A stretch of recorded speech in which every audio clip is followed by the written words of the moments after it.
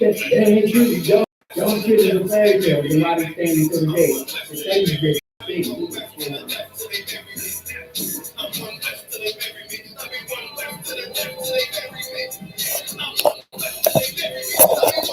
The things that look, we got the screen.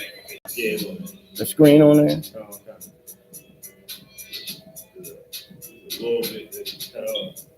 A little bit cut off. The whole screen? Yeah. Keep on a little bit. If you want the whole screen. Tell me your shit. All right. I got your shit.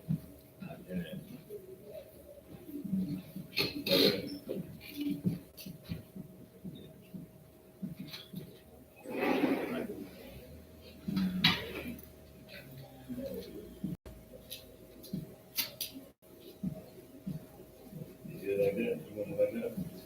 Okay, like that.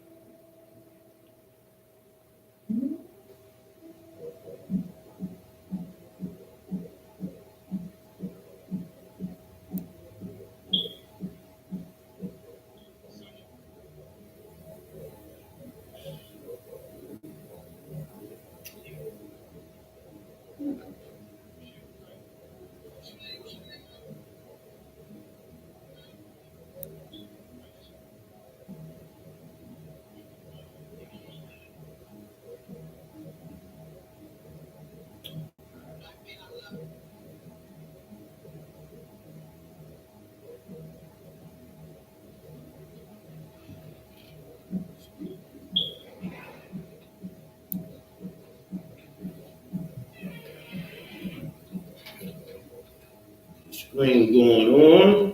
Get this party started. What's going on, huh? That's what's up. That's what's up. I heard it. Let's get this joint right. All right, all right. All right, UPK, we get ready to get rocking up in here.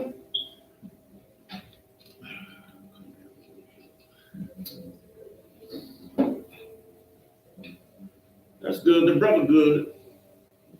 Got thoroughly do it, sir. I need you to cut the speaker on for me. It might be on. Hello, testing. Okay, I'm good. I'm good. Couldn't I got thoroughly do it? Shalom, everybody. I got you. How about you? All right. We're gonna go ahead and get down. Check my stream on Facebook. One copy. One of our I.S.U.P.K. Baltimore. Hey, if you could, Copy. All phones on you. and what we're gonna get into tonight is going to be absolutely dynamic. Absolutely dynamic because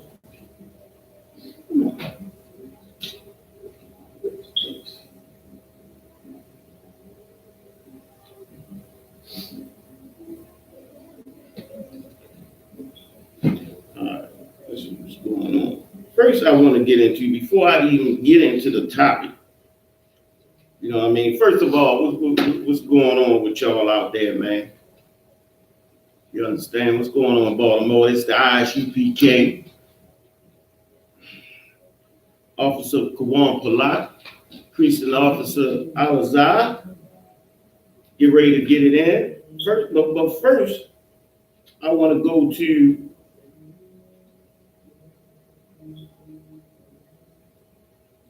this former Virginia police chief.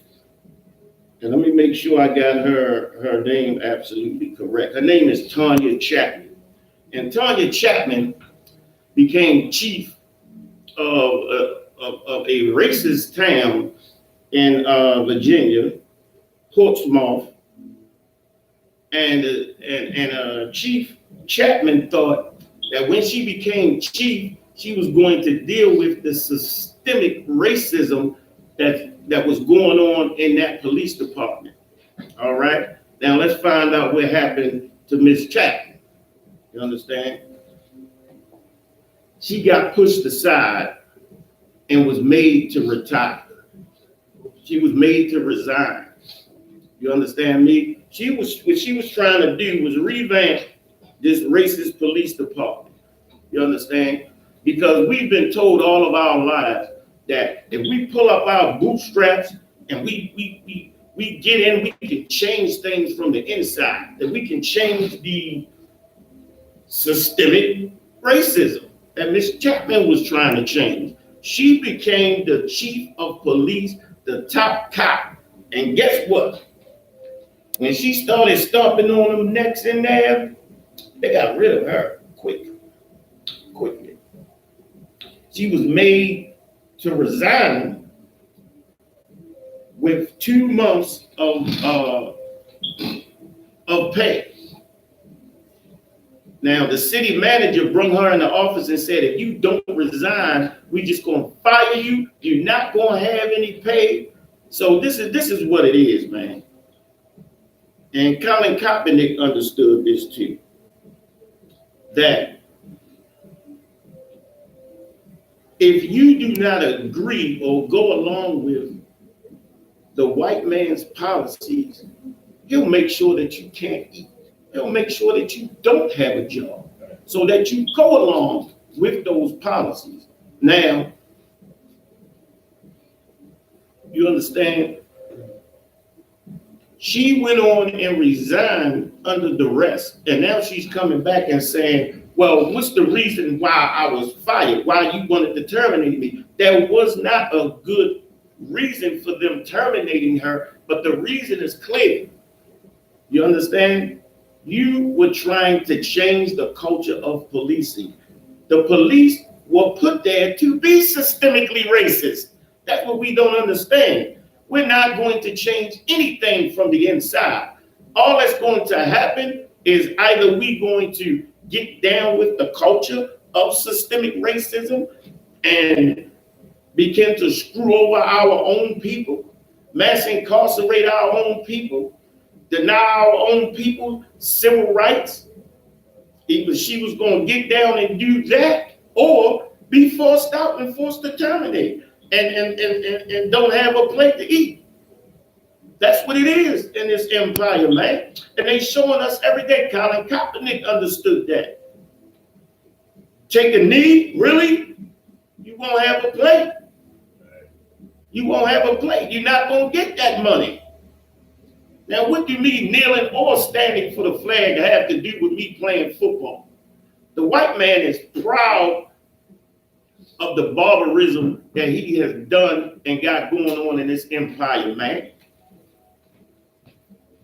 The white man is proud of that and believes that everybody should have patriotism. He tells you to forget about your history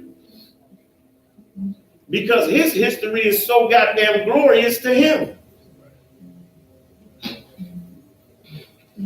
Same thing with Catherine Pugh in Baltimore City. Now, Catherine Pugh was on the board for, Maryland University. She served on that board. She collected $500,000 for a book. $500,000 she collected being on the board, being a senator, then being a mayor, and she used She used her title as mayor to do favors also for Maryland University. Did you check my Facebook online? It's going at the screen and the whole picture. Check and see if the whole screen is in the picture. If not, we might need to move the camera a little bit. And Catherine Pugh was using her title as a mayor, you understand, in order to make her a little money. Now, her white predecessors have been doing this the whole time. They use, their political influence for personal gain. They've been doing that since the inception of America, man. But when we do it, it's a problem. They hold us absolutely accountable. The whole screen is in the picture on Facebook. They hold us absolutely accountable. And Catherine Pugh understands this. She understands something that we're going to go through the night. Something that Commanding General Yohanna pounds into us every day. The white man is the devil spoken of in the Bible. We're going to get that. We're going to prove that. Not only that, the white man is the devil. We're going to break down all of that Christian influence about Satan. You understand? Because most of it comes from Dante's Inferno and this demon under the ground that's poking us with a pitchfork and our behinds. We're going to find out who Satan is and what he does, who he works for.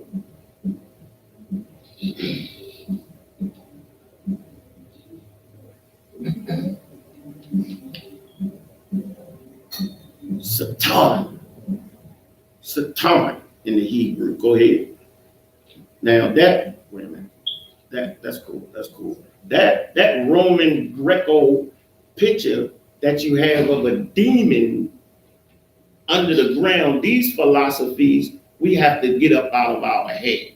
We have to take those philosophies, clean them up out of our head, and have an open mind about some things. Yeah. Hasatan, right? Hasatan in the Hebrew. The what?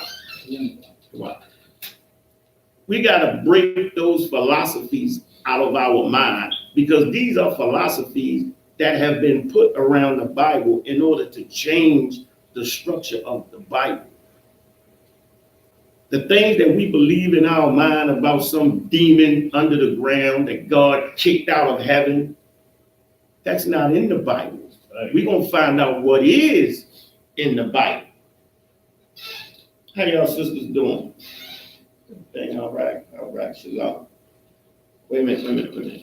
Go ahead and give me Job 1 and 6. Let's go to Job 1 and 6, because this is where we find out how the Most High does counsel with his angels. He brings his angels to a meeting, to a board meeting,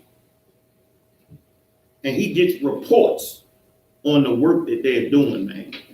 And we can find that in Job. You got that? Job 1 and 6. Go ahead. Job 1 and 6. Now there was a day when the sons of God came to present themselves. When the sons of God came to present themselves. Presenting yourself means you presenting your name, your rank, your position, whatever it is, to the Most High. Go ahead. Before the Lord, and Satan came also among them. Satan came also among them. So Satan is one of the Lord's angels. He came also with them. And Satan is very good at what he does. That's why I don't abhor Satan. Satan is good at his job. He's been doing it a long time. Since the inception, he's been doing it. And look, he reports to the Most High on everything. And his reports are usually good. Go ahead. Verse 7. And the Lord said unto Satan, and the Lord said unto Satan. So the Lord is talking to Satan. Face to face. He's talking to the angel Satan. And what is he saying? Whence cometh thou? What's cometh thou? Report. What's cometh thou? Report. Go ahead. Okay. Then Satan answered the Lord and said, from going to and fro in the earth, and from walking up and down in it. Going to and fro in the earth, walking up and down in it. Satan got a lot of titles too, and we gonna get to one of them. He has a title, the Prince of the Air. We won't get to that. We won't get to that to find out. He's in the earth going to and fro, and this is a reason why I did a class on propaganda and talked about all the things that's coming out of the airways, because Satan is going to and fro in the earth. Everything that we heard since birth has been philosophy, has been evil things jammed into our minds to create the world that we have here today. If our enemy is in control of those airways, all the things we hear, all the things we learn, how it's presented to us, then we then have to look at it and reevaluate everything we think and everything we know, because now we know that Satan is in the earth, going to and fro. Go ahead. Verse 8. And the Lord said unto Satan, hast thou considered my servant Job? Have you considered my servant Job? This is the Most High asking Satan something, and he's going to give Satan an order of what to do. Go ahead. That there is none like him in the earth, a perfect and upright man, on that one that feareth God and escheweth evil. Then Satan answered the Lord and said, doeth Job fear God for naught? Doeth Job fear God for naught? Satan. Now here's where we learn what Satan's role is. Satan's role is to prove us. It's to prove us. He here, right here, he's talking about Job, who is a righteous man and praise God in all things. Satan is talking to God, saying, if look, you give him this, you give him that, he's on top, he got wealth, his family good, he in good health. If you take all of that away from him, I bet he'll curse you then. Go ahead. Verse 10. Have not thou made an hedge about him? Has thou made a protection around him? Go ahead. And about his house? And about his house. His whole house, his children are all prospering, all doing well. Because Job is an upright man that praises God. And of course, the Lord rewards. You got something? And of course, the Lord rewards. Go ahead. And about all that he hath on every side, thou hast blessed the work of his hands. Thou have blessed the work of his hands. What does that mean? Everything that he do prospers. He has blessed the works of his hands. So anything he Think does again. He prospers. gonna get it. Go ahead. He gonna get it. He has blessed the works of his hands. What that mean? I'm saying the things that he do, the work with his hands, are the things he do very prosper. Yeah, right. He's blessed him with talents. Come. Blessed him with talents, where as though he can make a living, he can do different things. Go ahead, Al. Thou hast blessed the work of his hands, and his substance is increased in the land. And he's increasing in the land, meaning he has blessed Job abundantly because of his faithfulness to the Most High. Go ahead. But put forth thy hand now, and test all that he has, and he will curse thy, and he will curse thee to thy face. There you go. There you go. That's the talk. That's the talk. He is there to prove us. He's saying, if we take these things away from, if you take these things away from Job, he'll curse you. He's not as loyal as you think. Go ahead. And the Lord said unto Satan, behold, all that he hath is in thy power. Only upon himself put not forth thy hand. That's an order. That's an order from the Most High. He said, you know what? I'm going to put Job in your hand. I'm going to take that hedge off of him, but don't take his life. Right. That's an order. You don't order your enemy. You order your subjects. Right. You order the one who works for you. He's taking the order. Go ahead, Al. So Satan went forth from the presence of the Lord. Satan went forth from the presence of the Lord. He going to take care of Job. He couldn't wait. He going to do a good job so that he can come back to the Most High and report. You know what? He did curse you. See?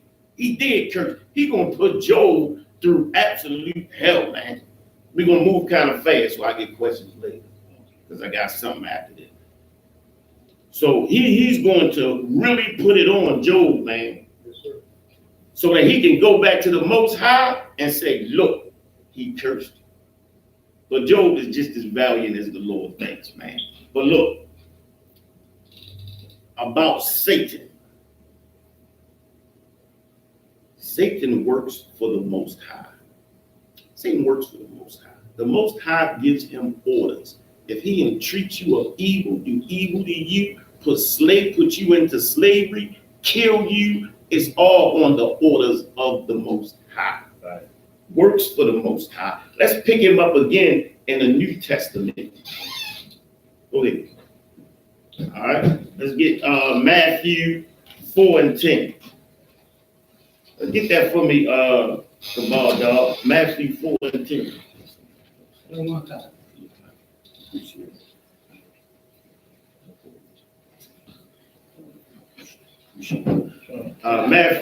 Matthew 4 and 10. If I could. You got it. Go ahead, Al. Matthew 4 and 10.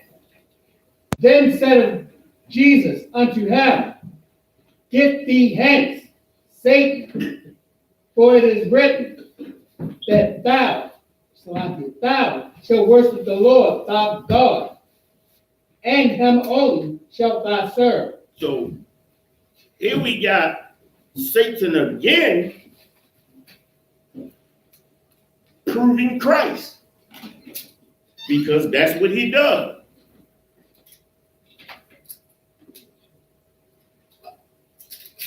Come, the wow. Wow, that's in a free kiss. Yeah, that's what's up. That's what's up. Get it on. All right, you got Satan here getting ready to do his job on Christ. You know what I'm saying? If Christ was the Most High, how could the devil tempt him? You know, Christianity is so ridiculous, man. This is Satan, who works for the Most High, there to tempt Christ. Because this is showing us that we can elude, we can be strong enough to deal with Satan. Go ahead, Al.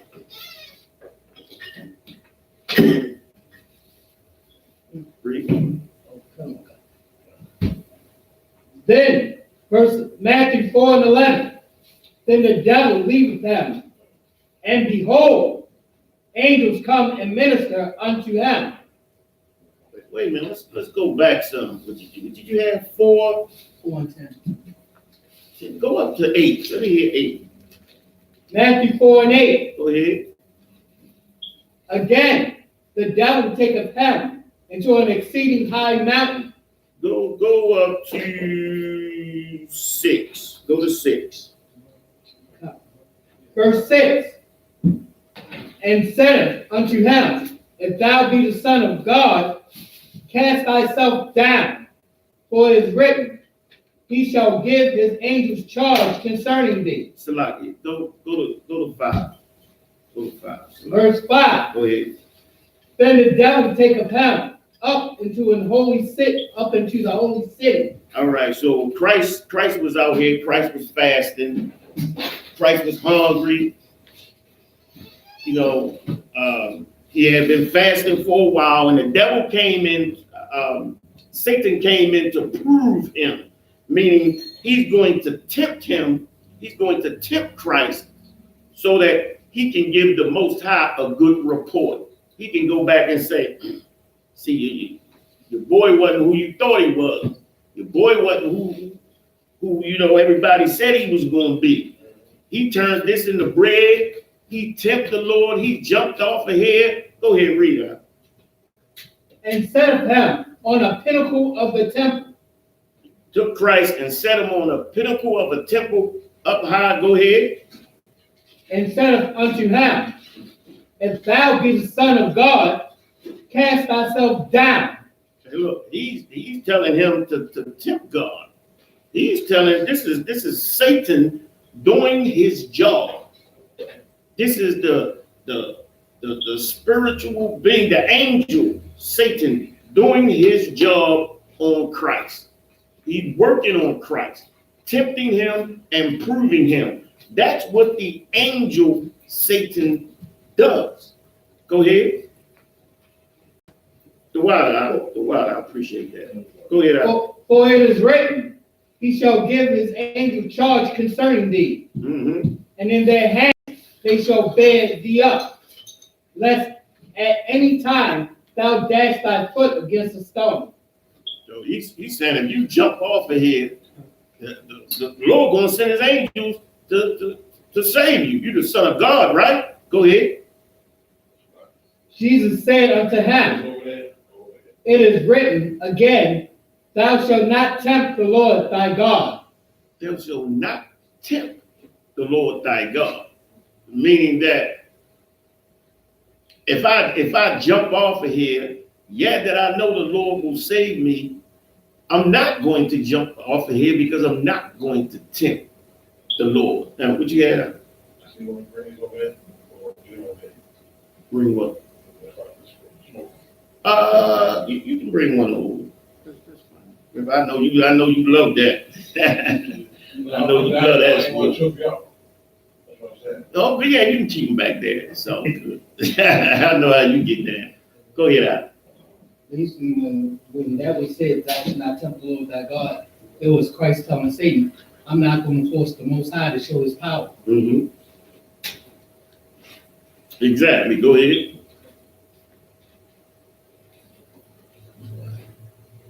Verse 8, again, the devil taketh him into an exceeding high place, so like high mountain, Go ahead. and showeth him all the kingdoms of the world, Show them all the kingdoms of the world. Go ahead. and the glory of them, And the glory. Go ahead. and saith unto him, all these things will I give you, if thou wilt fall down and worship me. And thou will worship me and not the Most High. And thou will choose another God and worship me and not the Most High. Like, how can you think Christ is God? It's a sidebar. So if Christ is God, the Satan is telling him, worship me or worship yourself. Like, it's absurd, man. So Satan is doing what he does. He's proving Christ. That is his job. That is his job from the Most High. He's proving Christ. Read on.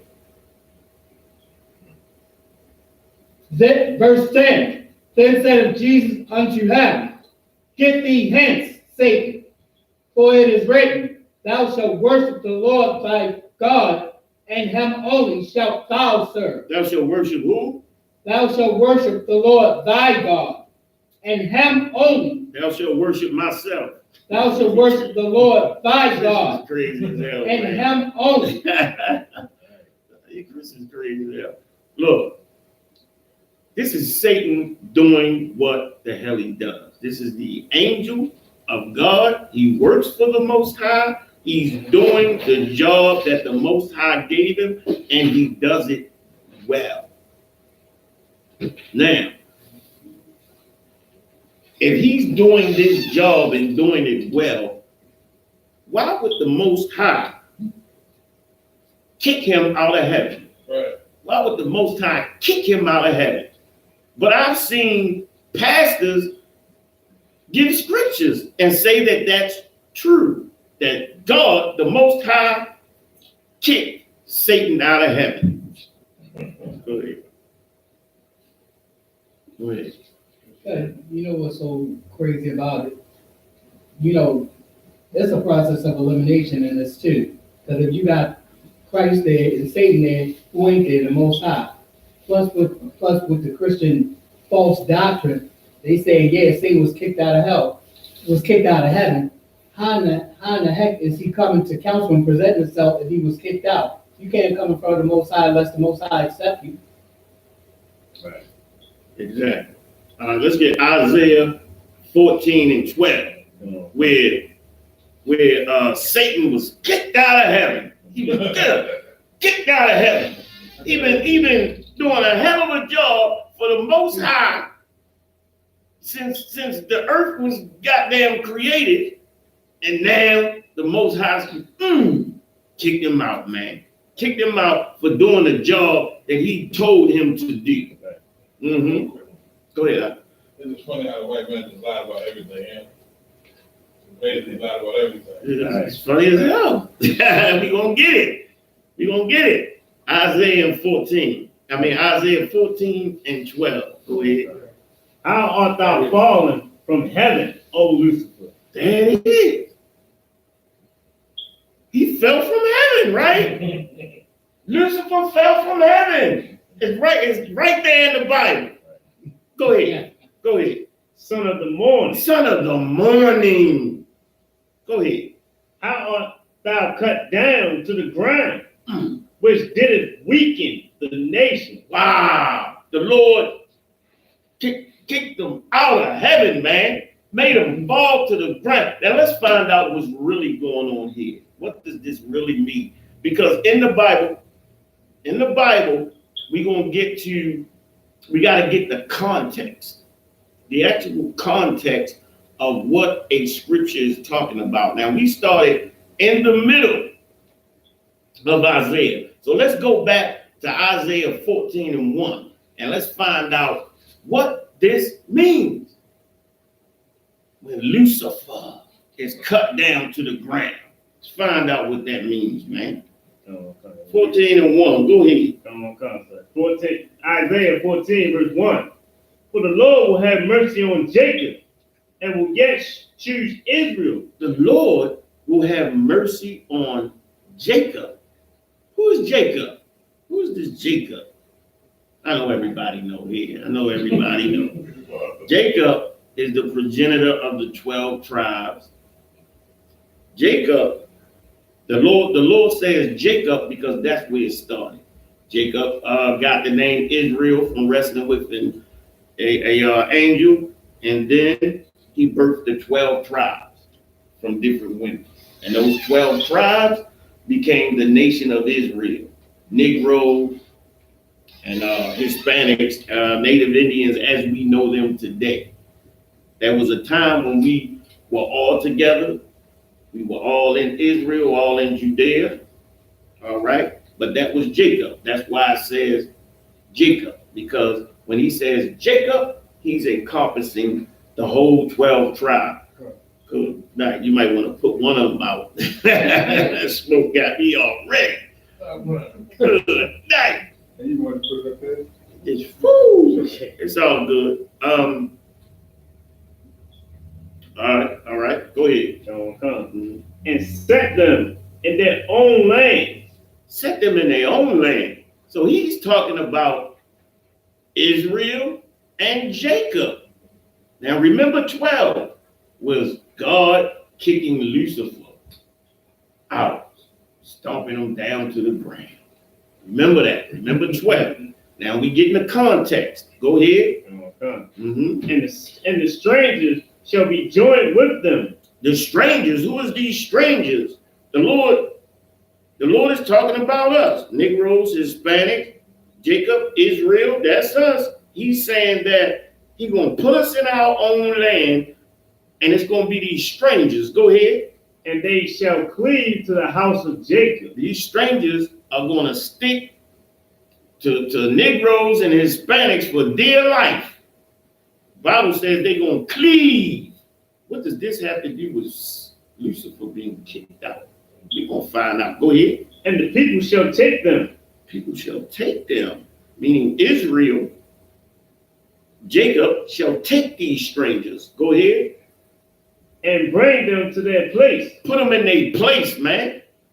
Jacob gonna put these strangers in their place. Go ahead. In the house of Israel. In the house of Israel. Go ahead. Shall possess them in the land of the Lord. Shall what? And possess them. In the land. Possess. Like as to have a possession, meaning that's yours. Going to possess them. We talking about slavery. We talking about possessing another man as an animal, as something you own. Go ahead. Shall possess them in the land of the Lord for servants and handmaids. In the land of the Lord. That's the land he's going to give us. And we're going to possess these strangers in that land as servants and handmaidens, as slaves. Go ahead. And they shall take them captives. And they shall take them captives. They shall take them captives of these strangers. Go ahead. Whose captives they were. Whose what? Whose captives they were. Lord gonna take us, put us in our own land, and he's going to take the people who had us into captivity and make them our slaves. Go ahead. And they shall rule over their oppressors. They shall rule over their who? Oppressors. Their who? Oppressors. Their oppressors. So there's somebody oppressing Israel now. That they're going to be in oppression. When the Lord finishes, what that got to do with Lucifer being kicked out? Come on. Go ahead. And it shall come to pass in the day that the Lord shall give thee rest from thy sorrow and from thy fear. Lord shall give thee rest from thy sorrow. Look, every life of a black and Hispanic in this goddamn world is wrought with tragedy, man. Either you know somebody, got somebody that gets high, been murdered, you understand, in prison. Like, our lives are filled with nothing but tragedy. We have seen tragedy all our lives. Our cousins die young.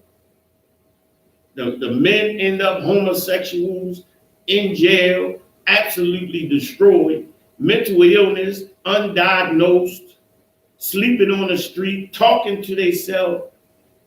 Good night. The epidemic of drugs and crack and fentanyl and all this crap that they didn't do in our neighborhoods absolutely destroy us and give us nothing but tragedy. The Lord said he's going to give us ease and rest. We're not going to have to work overtime.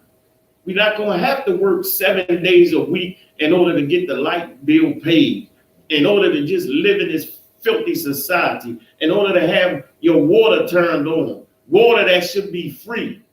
The Lord going to give us ease from that. Go ahead. And from the hard bondage wherein thou was made to serve. That hard bondage that we were made to serve, and we did not benefit from any of it. Like the white man has his plantation illustrated on all his money, because that's where where the bulk of his kingdom came from, man. Having us in bondage on plantations, making his way off of the blood and the bone of black people And we know nothing but tragedy, man. Nothing. Nothing but hurt and heartache, man. The women hate the men. The men hate the women. The children hate the mother and the damn father. Come on, man. Go ahead. That thou shalt take up this proverb against the king of Babylon. This proverb. What's that? A proverb is what we are called day and night. Nigga, Negro, you know, any damn thing, knuckle dragger, all of that. Go ahead out. And say, now wait a minute, go ahead out. Go ahead. Proverb is a wise saying. Say that again. Proverb is a wise saying. Is a what? Wise saying. Wise saying. A wise saying. There's word. All right. Wow. Go ahead out. And say, how hath the oppressor ceased? The golden city deceased. How has the oppressor? How has the oppressor ceased? Wow. It's going to be like miraculous to have this boot off of our neck, to have this oppression, this oppressor who is so powerful and so prideful. Like the white man thinks that nothing can take him out of his kingdom. He believed that his place is set in history. His place is set in, and look, in America, this golden place, for real, America is really not worth anything. The money of America, the paper money is only worth something because the white man says it's worth something. Because his bullets and his tanks say it's worth something. You understand? When those bullets and those tanks cease to exist, we're going to see America for what it is. Go ahead. The Lord hath broken the staff of the wicked and the scepter of the rulers. Broken the staff of the wicked, meaning the power of those oppressors, the wicked, that's in power now. He's going to break that scepter. Let's find out who the wicked are.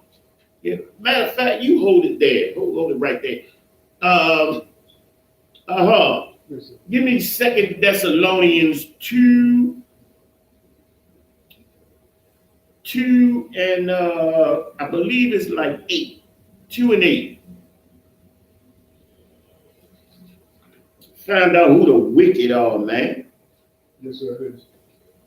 2 Thessalonians 2 and 8. Go ahead. And then shall that wicked be revealed. Then shall that wicked be revealed. This is something that has to be revealed. Go ahead. Whom the Lord shall consume with the spirit of his mouth. The Lord shall consume with the spirit of his mouth. What does that mean? Good night. The Lord going to consume him with the spirit of his mouth. The spirit of his mouth, meaning his prophets. His prophets revealing the wicked. The white man is the devil that the Bible speaks of. That's why the men of the I.S.U.P.K say that day and night. We're revealing something. We have to reveal something that the Lord said to reveal. The wicked. Go ahead. And shall destroy the brightness of his coming. So read it again. Yes, sir. And then shall the wicked be revealed, whom the Lord shall consume with the spirit of his mouth, and shall destroy with the brightness of his coming. And shall destroy with the brightness of his coming. The Lord is going to light the wicked up. So everybody is going to know who the wicked is on the earth. Go ahead. Sir, it's being done right now. It's being done right now. As we speak. Damn right it's being done. Let's read. Yes, sir. Even him whose coming is after the working of Satan. Read it again. Even him whose coming is after the working of Satan. His comings are after the workings of Satan.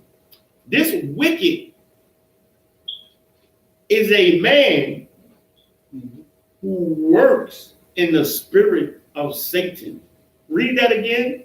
Even him, whose coming is after the working of Satan. Good night. His coming is after the workings of Satan. What do the native Indians call the white man? Cabal dog. A pale-faced devil. Pale face speak with a forked tongue, because the white man is a liar and a deceiver. He told them, well, you can have this land.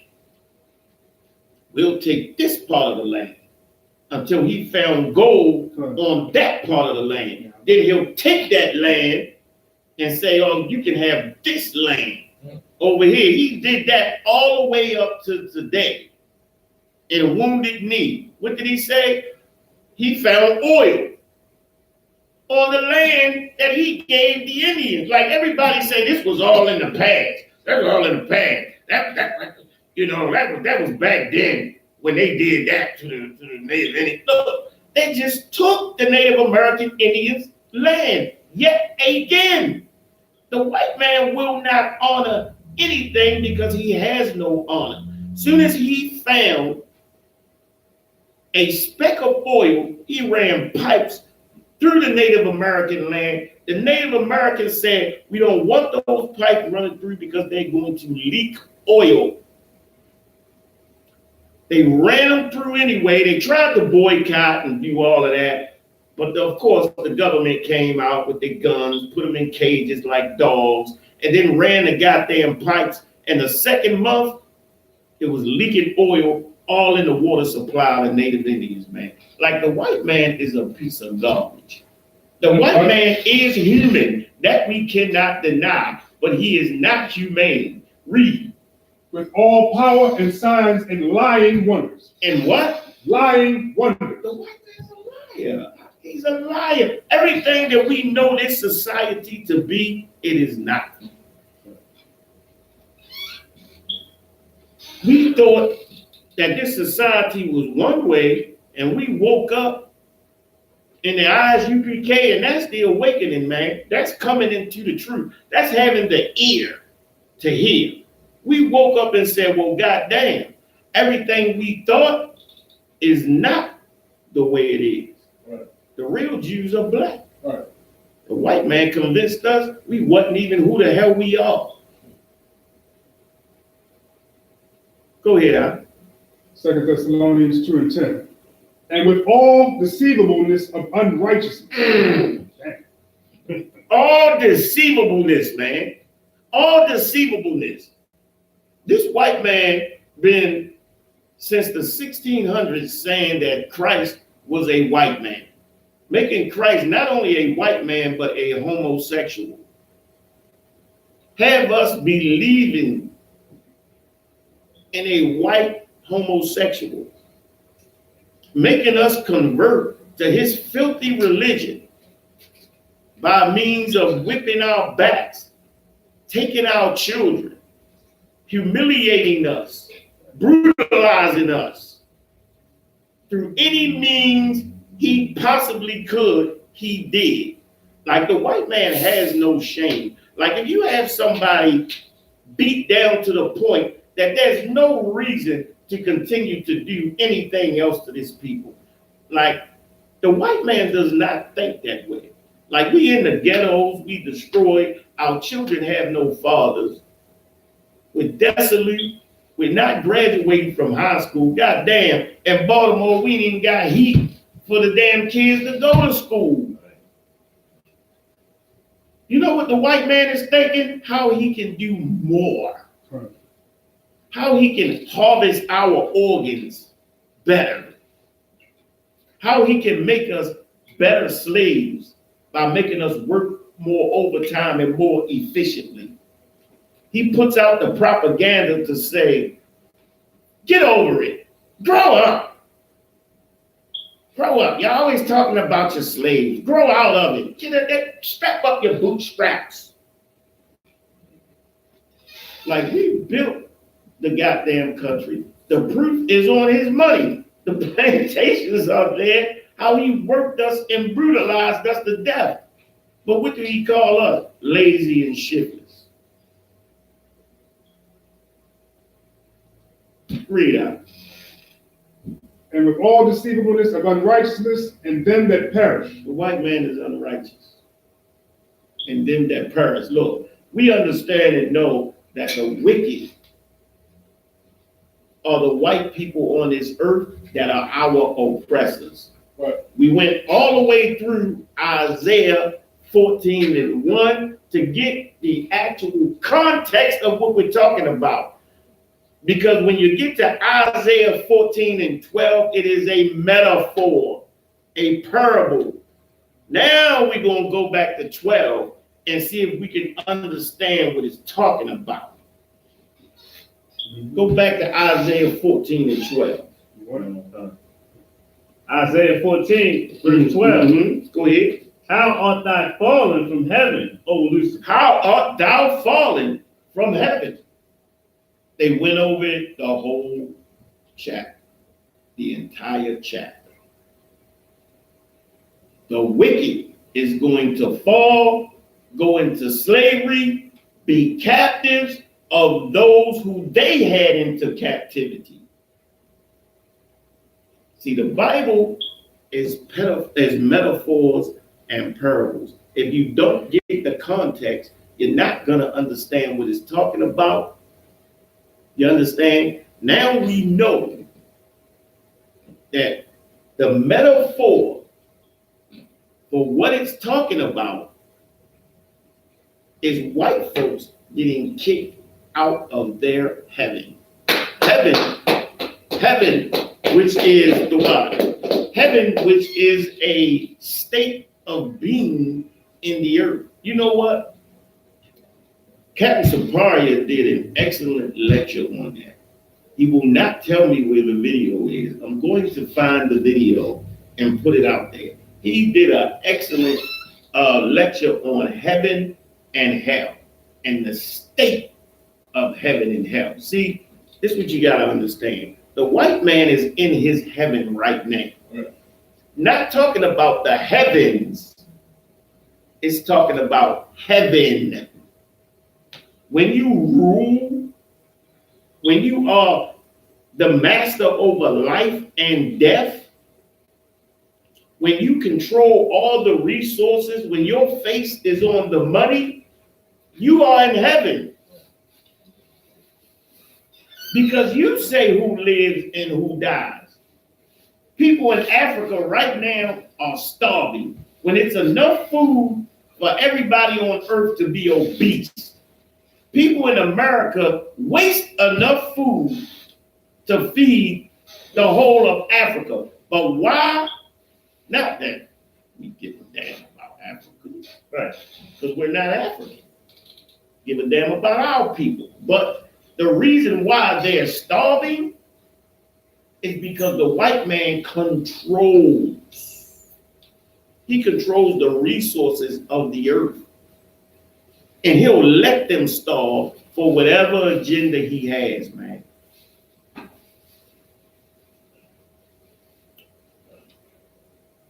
All right, go ahead. You had something. I didn't know he had break that. I don't agree with that.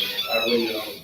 Now I understand what you mean. Like, how was he kicked out? They were not talking about that the white man drawing that picture like that.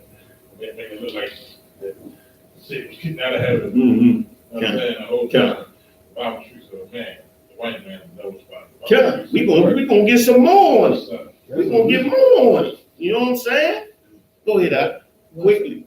Plus with that scripture, you gotta look at it as a question. The Most High is asking a little bit in sarcasm, asking how has he been kicked out of heaven if he's still recording? Right. So you got the angel that is Satan, reports to the Most High, works with the Most High. And you got what the second Thessalonians 2:8 say? It say he who comes after the workings of Satan. The workings of Satan. That's the wicked. This is talking about the destruction of the kingdom of the white man. Let's get the rest of that. From verse 6 on down, sir. We at Isaiah 14:12.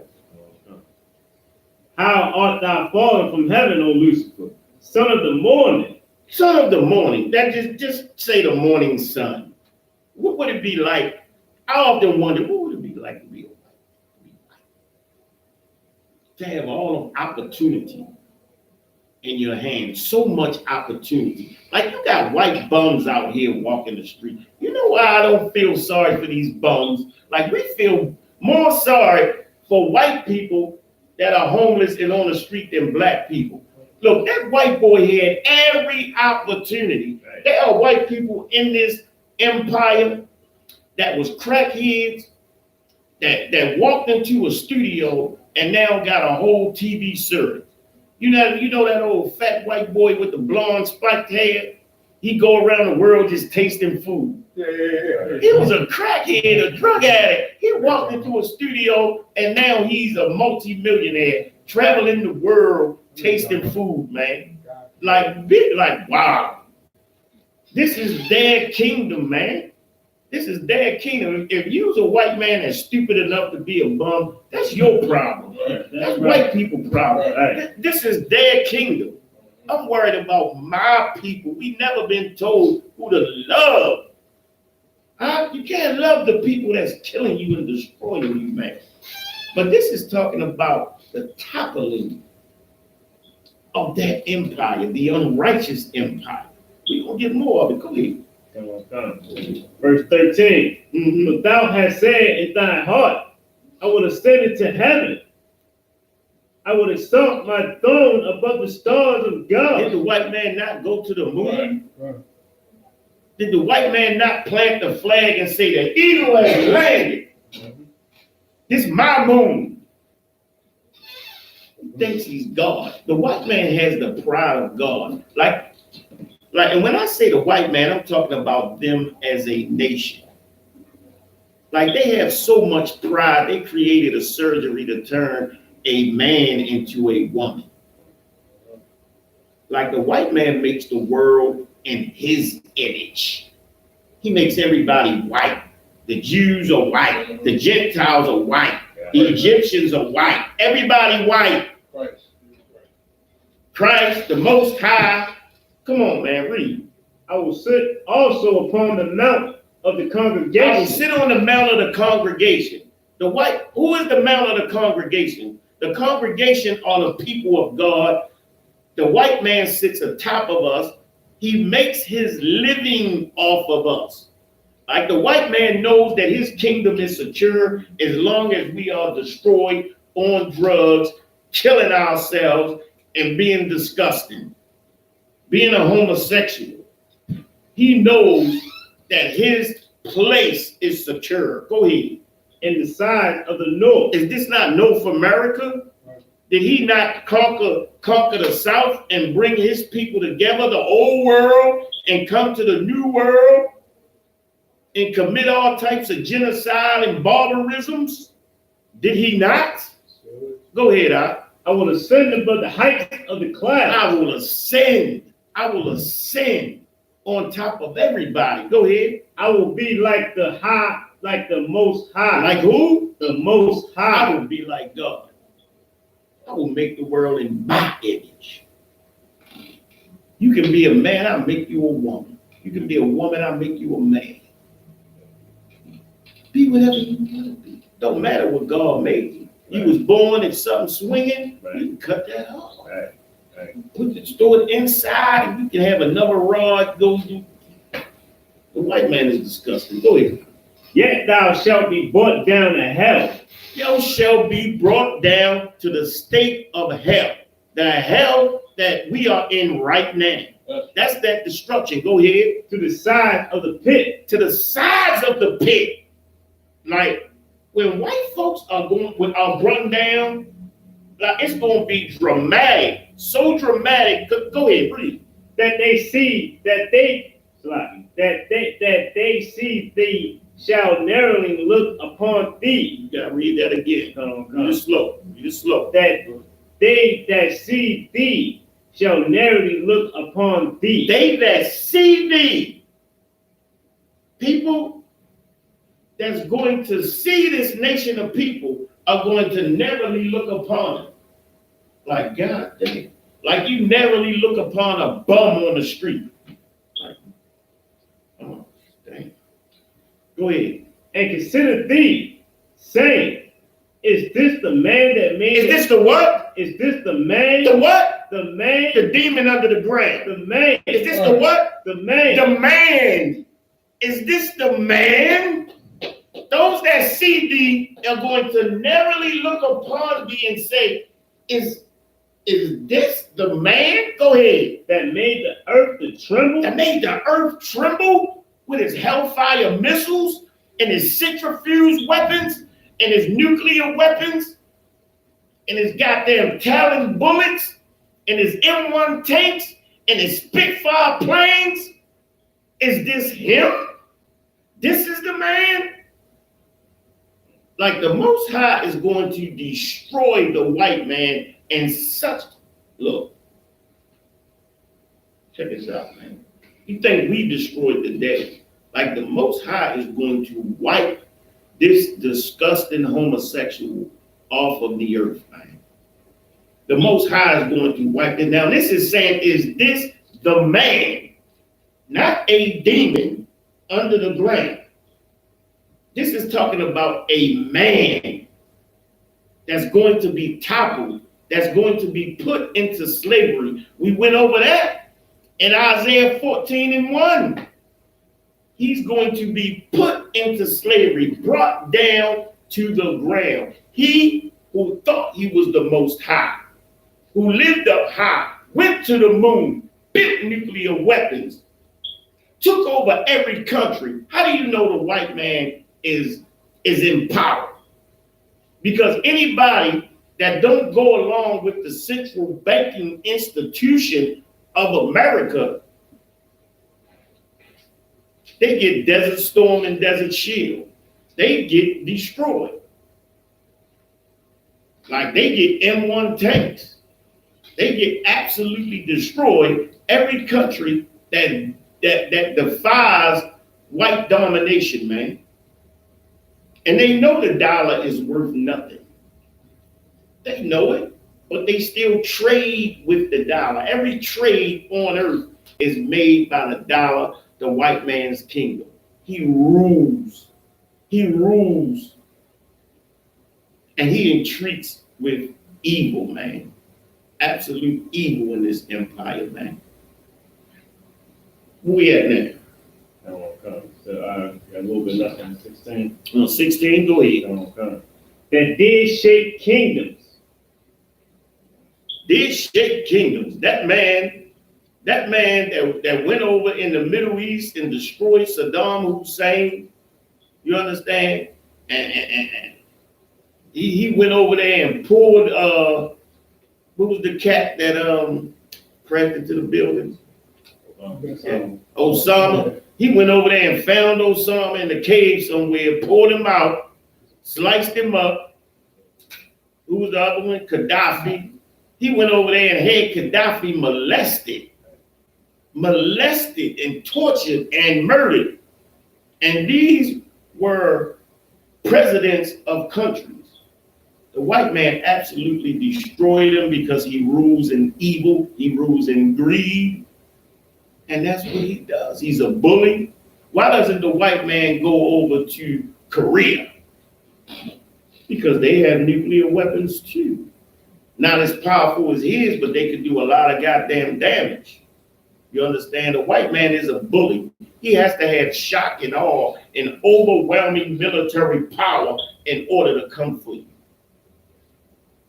The Most High gave him that to put us into submission. So we talking about a man, the empire of a man who is after the workings of Satan. Go ahead. Verse 17, that made the world as a wilderness. He made the world a wilderness, man. You can drop that. We can drop that. You know, we're going to find out how the Most High is going to do it, how he's going to topple the white man's kingdom. Now that we understand what Isaiah 14:12 means, the parable that it's talking about. Go ahead. Mm-hmm. Say again.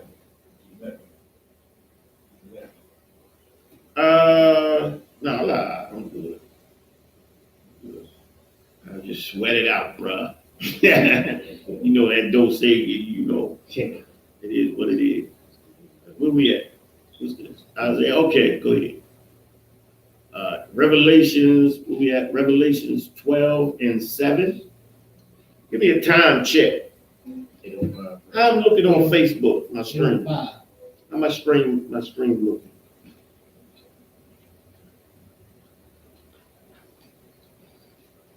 All right, I got a couple minutes. Let's get how he's going to destroy the white man's kingdom. Because the white man swears that this right here is the heaven, them angels fighting in heaven. Go ahead, what you say, Bob? They're good. Okay, that's what's up. Go ahead, Come. Revelation 12:7. Mm-hmm. And there was war in heaven. Oh, there it is. There was war in heaven. But we understand what that means now. It's not talking about the heavens. There was war in heaven. Heaven being a state on the earth. There was war. There's going to be a hell of a war on earth. And this is describing that war. This is a parable. It has metaphors. It's going to describe the war that's going to happen. So there would never be war in the heavens with the Most High. The Most High would just have to snap his finger. Right. Everybody dead. There's not going to be a war in the heavens.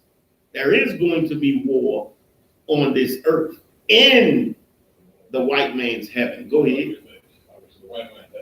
In the white man's heaven, because this is his heaven. This is his below. We can go over some of those heaven scriptures. I don't have time to do it today, but anything y'all want to go over, you let me know, and I'll do the class on it. Go ahead, Al. Michael and his angels fought against the dragon. Michael and his angels fought against the dragon. That red dragon. Fought against that red dragon. So we know that this is not the angel, that red dragon, because we know who that red dragon is and who that old serpent is. But we're gonna get into that next. Go ahead. So let's see Michael and angels. Does that mean when Most High come back with the angels, Michael and his angels gonna fight the white man? Damn right. Michael and his right? Yes. Come. Michael and his angels are gonna come back with Christ and destroy the white man's military. Michael and his angels, they're going to fight him in the white man's heaven. They're going to fight. There's going to be a great war. And they're going to fight. That's Christ coming back. Look, in order to be saved, you have to be delivered from peril. You have to be delivered from some type of peril that's happening to you. What peril is the white man in? Like what? Who's doing something to white people? Like they the richest folks on earth. They control everything. Like how are they in peril in order to be saved? But Negroes, they will fight to save the white man. They will fight to save the devil that the Bible speaks of. No, everybody can be saved. Yeah. It clearly says in the Bible, and we're going to get into that. I ain't going to get ahead of myself. Go ahead. I need to move quickly. Go ahead.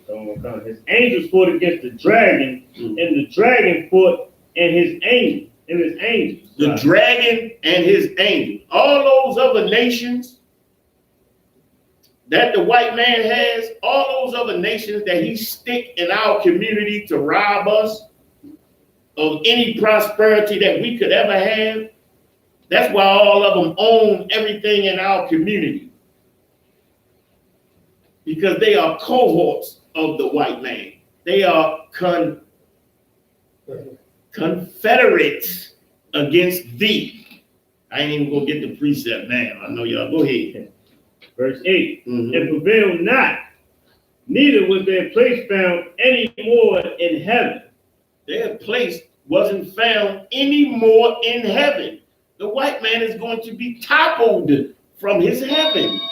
This is what this is talking about. Somebody get the book. This is talking about him being toppled down from his heaven. He's not going to be on the expensive yachts anymore. He's not going to live in the expensive mansions and do business all around the earth and suck up and eat up all of the resources on the earth. He's not going to be able to make propaganda for black people, make us all look like thugs, make us all look like criminals and robbers and drug addicts. Like Power is on its way to be the best syndicated TV show in America, showing the black man as being an aggressive criminal, a liar, a deceiver, like goes around and murders everything and gets ghost. You understand? All of this is portraying the black man as a criminal, when the white man is the true criminal, the true gangster, the true thug, the robber. How can black people be a robber? Go ahead, Al. Let's go. Verse 9. And the great dragon was cast out. The great dragon was cast out. The Lord didn't call his angel Satan a great dragon. The white man is the great dragon, and we're going to find out. We're going to prove that. Go ahead. That old serpent. That what? That old serpent. That what? That old serpent. That old serpent. We got to find out what that old serpent is that is talking about. We're gonna get that next. Give me a time check. 8:12, sir. Okay. That old serpent.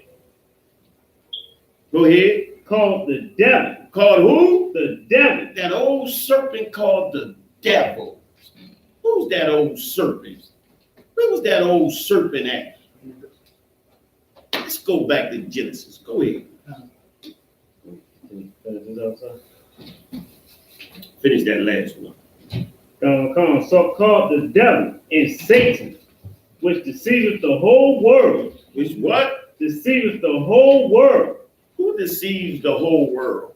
Is it a dragon, demon under the ground that was kicked out of heaven and morphed into some type of demon type of beast? Or is it a man that took a picture of a white, non-masculine, non-aggressive white man that he calls Christ, a homosexual, took this picture around to every continent on earth and deceived the people? The white man deceives the earth. He deceives the earth by his propaganda and by his lies. Like everybody on the earth think that black people deserve to be where they are. Like they think we deserve to be where the hell we are. Like nobody has any empathy. They will come in our communities, take what little bit we have, and say they deserve to be like that. Because we've never known freedom. You don't understand freedom. Like the Japanese and the Chinese, they're free. They know to only buy from their people. They know to only deal with their people. Like every day they boycott us silently.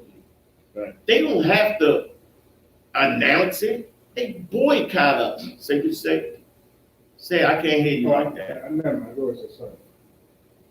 Right. They boycott us silently because they are free men and understand freedom. Like we don't have to say we boycotting Gucci because they had a sweater with big lips. We only supposed to buy from our people anyway. If we only bought from our people, we would have prosperity in our neighborhoods, man. The Chinese man puts his children through college off of the money he makes off of Negroes, and he hates us. All of them hate us. They are confederate with the white man. They say they deserve to be where the hell they are. They so stupid, they buy anything. Like we gotta come into this truth, man, and understand that these people absolutely hate us, man. Go ahead, Al. And he was cast out into the earth. He was cast out into the earth. Go ahead. And his angels were cast out with him. The white man and all of those other nations, they're going to be cast out of their heaven, man. They're not going to be able to harm us anymore. Like Isaiah 14:1 said, we're going to have rest from these other nations coming into our neighborhoods, taking our businesses, robbing us of our prosperity, robbing us of our peace. We're going to have ease from that. No more tragedies. They going to have the tragedies. Go ahead, Al. And I heard a loud voice saying in heaven, now is come salvation. Now is come salvation. The white man has kicked off his perch. It's a metaphor, just like it say, you the top bird, you got kicked off your perch. This is what it's saying, man. This is a metaphor and a parable to say that the people that are in charge now and ruling so angrily and so evil are going to be kicked out of that position and put underfoot. In Isaiah, it said that the people will take them and put them in their place. Wouldn't it be so beautiful to put white people in their goddamn place? We do it all the time. They bow down and kiss our goddamn feet. Right. Because some of them eyes are open and they understand who are the real princes on the earth. Look, why do we all teach in the I.S.U.P.K? Why do we teach? In the Christian church, it's only the pastor that teach.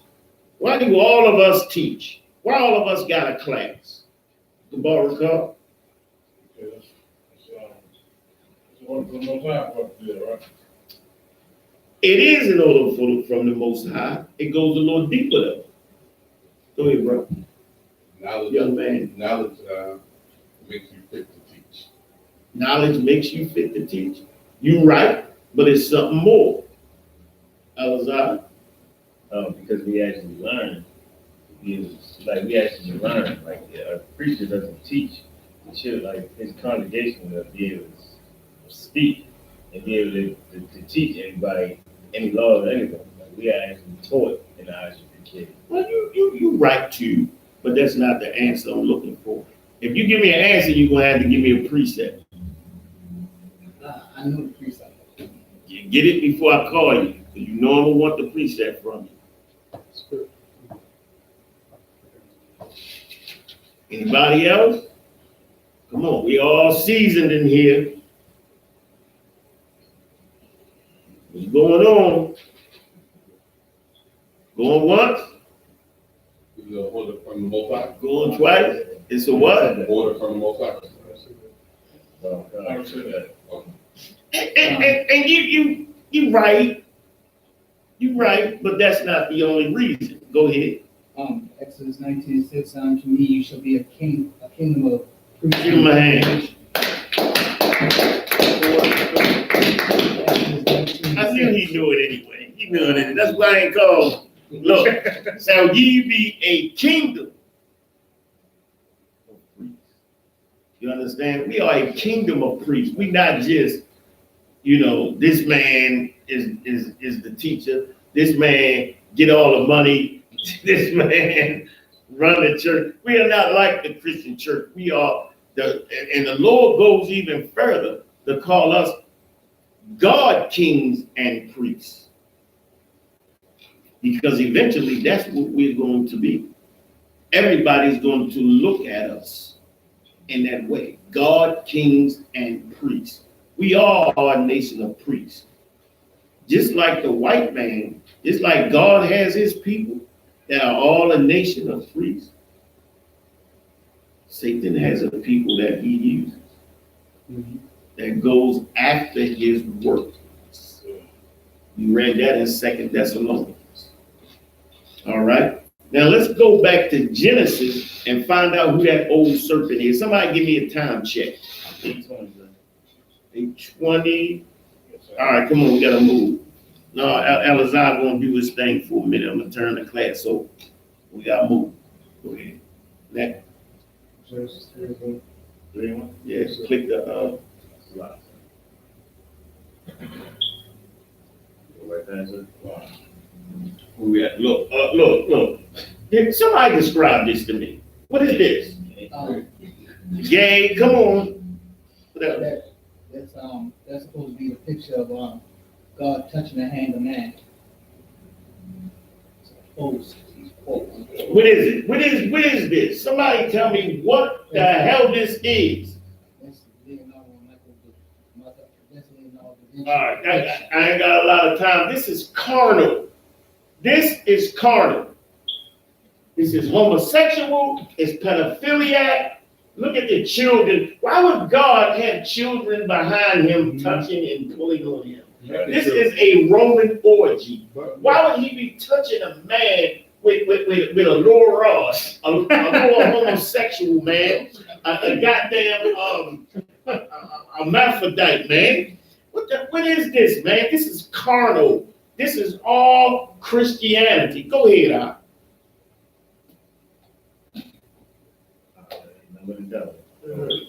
Look, this is older than that. This is back in our kingdom. This is before the Byzantine Empire.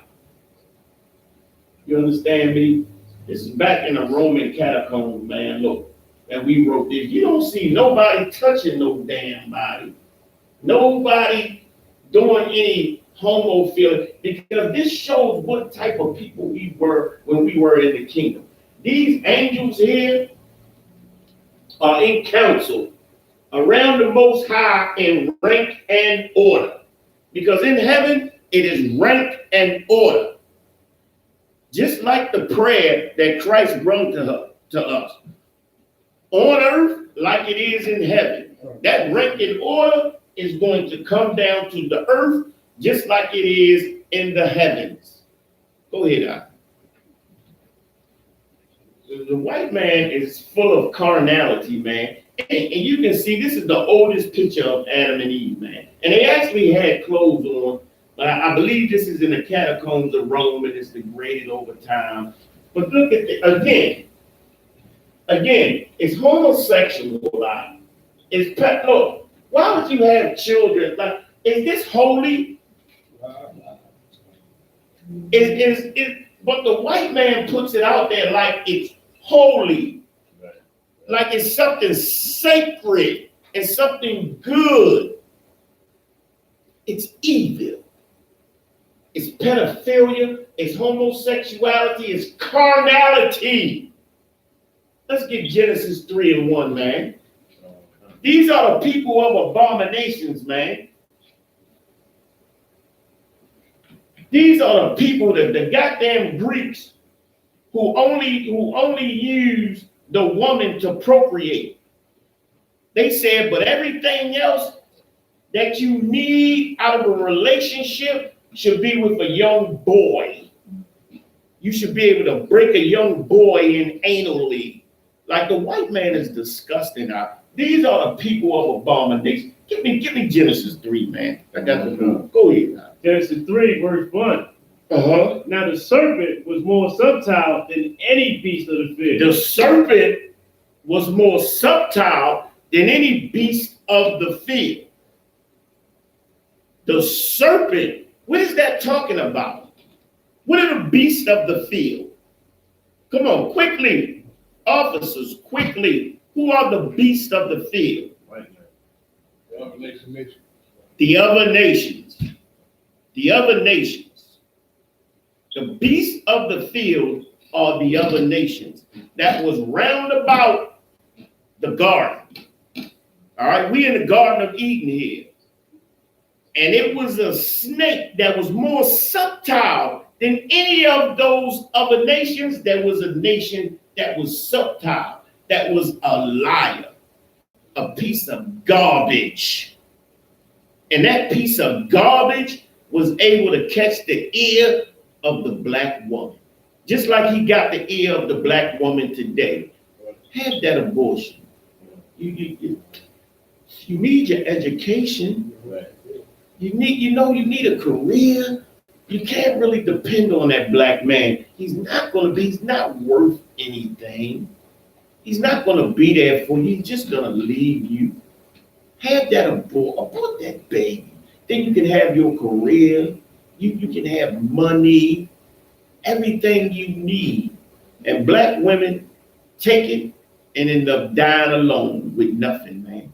Got a little bit of money, but end up dying alone. They listen to this filthy devil, man.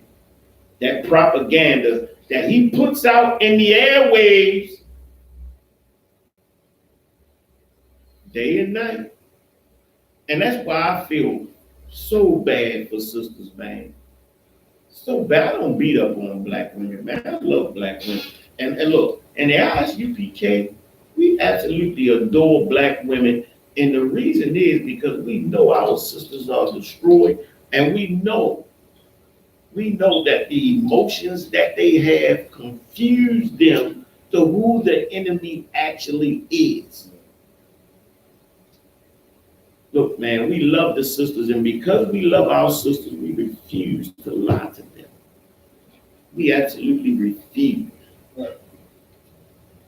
Come on now. Come on, sisters. Just get this done. Oh, God. And he's more subtle than any beast of the field which the Lord God had made. And he said unto the woman, Yea, hath God said, Ye shall eat of every tree of the garden? So this piece of nothing, this bum, which the Bible also says wasn't fit to eat with our dogs. This is a piece of nothing, a bum, the spirit of the white man at this time. And look, that serpent had now grown into a great red dragon. That's the dragon you see in Revelations. How did it grow into that great red dragon? Because it now has centrifuge weapons.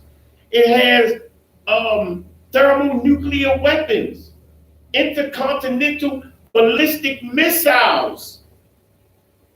You understand? M1 tanks, M16 guns, all kinds of military weaponry. It was weak, it was subtle, a deceiver, a liar, and then it grew into Desert Storm, Desert Shield. Now it is the greatest military power on earth, a great red dragon.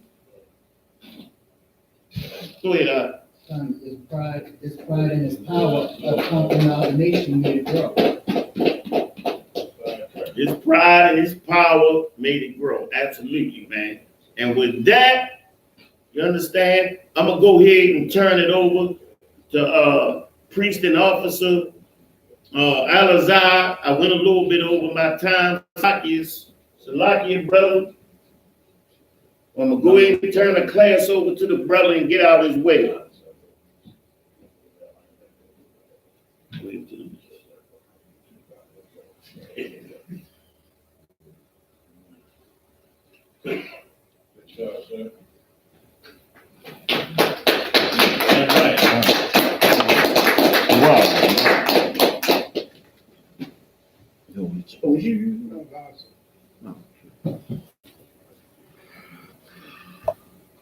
Shalom, bro. So, got me feeling like 6ix9ine going after Jay-Z's rap. Jeez. We're going to get into what the night is, the breakdown, scripture breakdown. We're going to get into Christ not doing away with the laws. So if anybody can help me out, we're going to get into Matthew 5:17. We're going to bring out the fact that Christ never did away with the laws. And as you can see that going into a Christian church or just listening to the white man period, any establishment, like any establishment that they put us under that has been a lot. So we just need to understand that anything that we've learned that the white man had his hand in is a lie. Mm-hmm. So we're gonna get into Matthew 5:17. What we got? You got Yes, this? This is Matthew 5:17, and it's written in red, so it's Christ speaking. Think not that I am come to destroy the law. Think not that I have come to destroy the laws. This is Christ saying. This is out of his mouth. So anybody that's involved with any Christian church, any church that's going to tell you that the laws are done with, that's a lie. You understand? We need to understand that it is like anybody to tell you that, don't love you. Just understand that. Like if you're looking for love, you come to the I.S.U.P.K. Damn right. But you damn sure not gonna get the truth out of anybody that's telling you that Christ said the laws are done with. Going from here. Or the prophets. Or the prophets. The prophets are us. We're the prophets. I.S.U.P.K. Anybody telling you the truth of the Bible. We're the prophets that God didn't do away with. So just understand that. So when you see us out on weekends, you see us out Saturday, any camp, any city, just understand that we're the prophets. We're not here to lie to you like anybody. We're not looking for handouts. We're not gonna pass the collection plate around. We're just here to open you up to make you better for the Most High, so you can be accepted, so you can make it, so you won't be the least in the kingdom. Well, I guess. Yes, sir. Yes. And also, it's pointing out, it's talking about the Old Testament, like the Old Testament, like the prophets of the Old Testament that first started, that's not done away with. Like Exactly. Try to say Exactly. It's not done away with. You got something about it? When it talks about the prophets, talk about those who in the Old Testament enforced it. Right. Exactly. And that's something that Christian church school tried to do away with. It pretty much had you. It'll lead us astray. So we going to it's nothing but death. That's what's in your future. Death, and we already feel like we in hell. We just need to understand that judgment has already been passed down on us. If you living terrible, if life is hard for you, just understand that we're in hell now. Right. Judgment has already been fulfilled. Most High has already cast us down. But we got an opportunity to get up. You got more on that? Yes, sir. I am not come to destroy, but to fulfill. Christ did not come to destroy. It was no reason. So if Christ would have came, it was no reason for him to die. Like, you just got to understand that. Like, it's no reason for him to come back and then just for things to go back. Like at least Christians understand that. They'll say that Christ died for us. They understand that. It's like understanding that Christ died for us is like not being a sports fan, but you know who Michael Jordan is.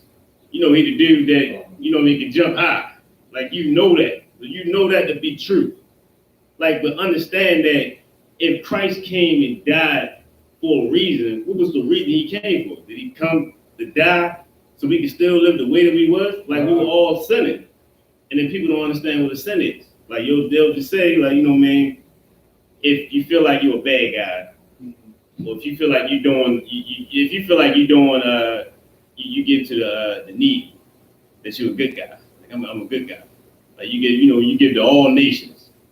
But it ain't nothing wrong. Like you can feed a dog all the time. Like do you feed all the dogs because you feed other nations?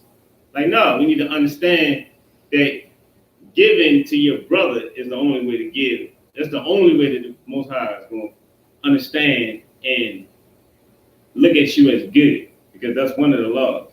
What you doing for other nations, y'all don't like. You're not for that. But we just gotta understand that when we get into these laws and get into this Bible, that you understand that. It's more on that, brother. 18 is more verifying 17. So yeah, we good on that. Let me get Matthew's. Matter of fact, give me John, 1 John and 2. We don't get into that. I just want, like, whoever's out here looking, whoever's out here watching, just understand that when Christian churches tell you that Christ did away with the laws, that, like, we good now, we under grace, all that, just understand that just have the capability to be able to understand what they're telling you. Because if they're saying something that don't make sense, to just know, like, just do the research yourself and understand, like, that don't make sense. Like, this man, he was tortured. This is our king. He was tortured. Like, and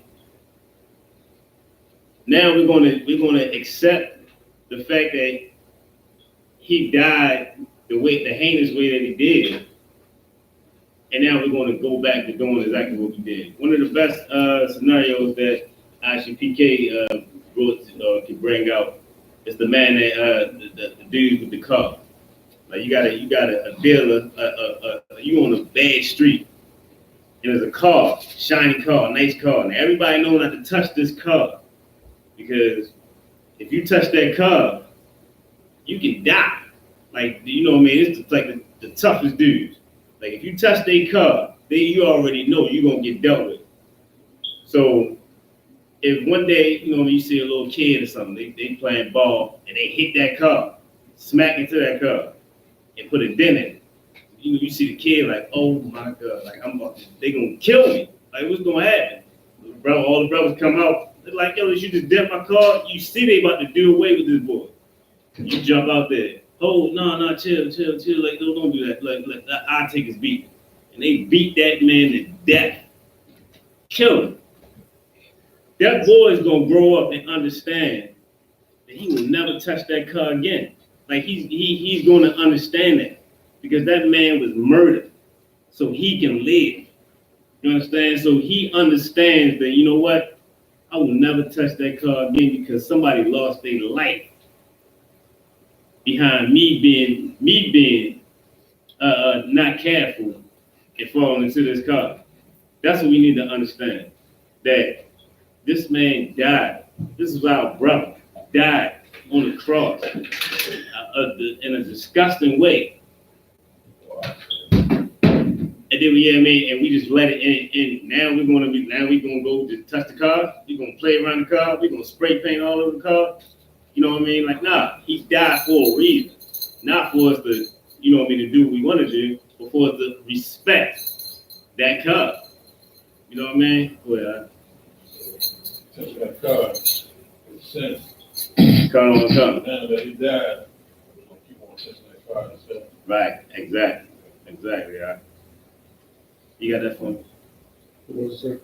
First John. Yeah, 2 and 1, sir. Right. 2 and 1. Right. 2 and 3. Yeah.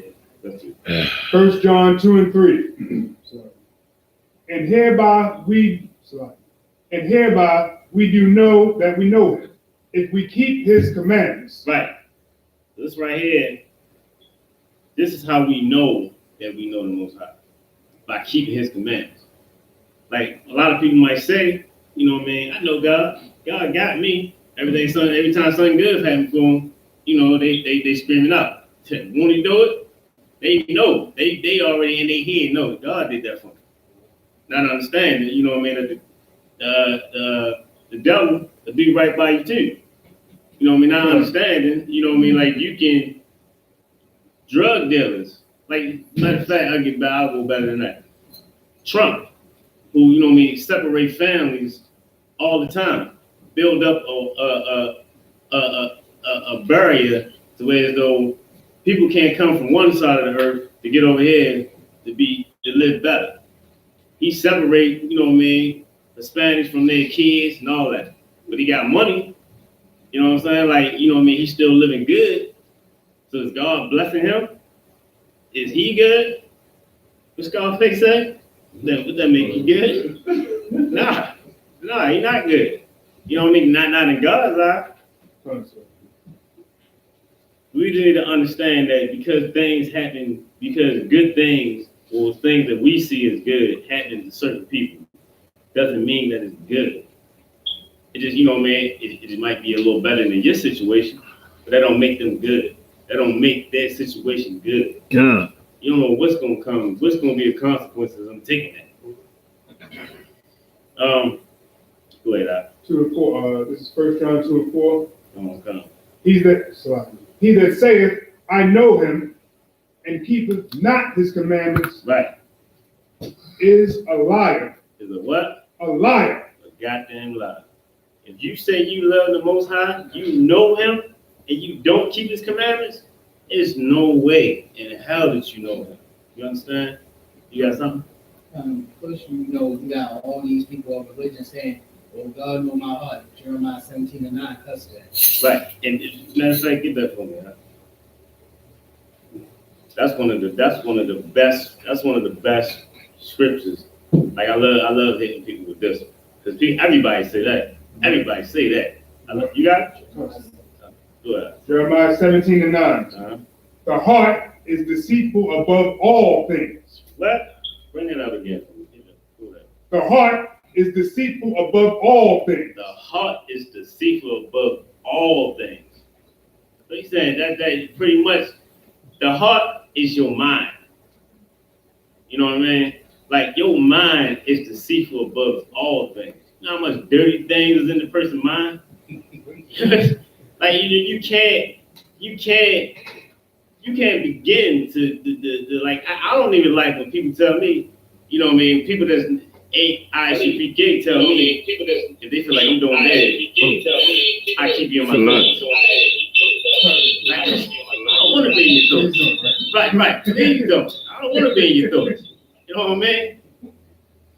But yeah, so the heart is deceitful above all things. You understand? Let me get Romans 6:1. Go there for a minute. Yeah, we just need to understand that Christ died for an important reason.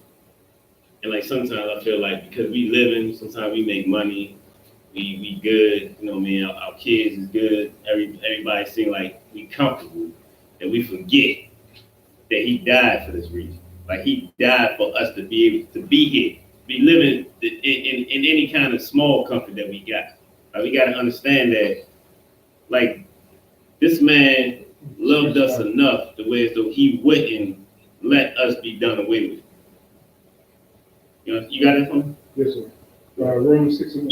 Uh-huh. I would say 5:21 first, like right before. Is it 5:21? Right, it's right before 6:1. They kind of lead it through.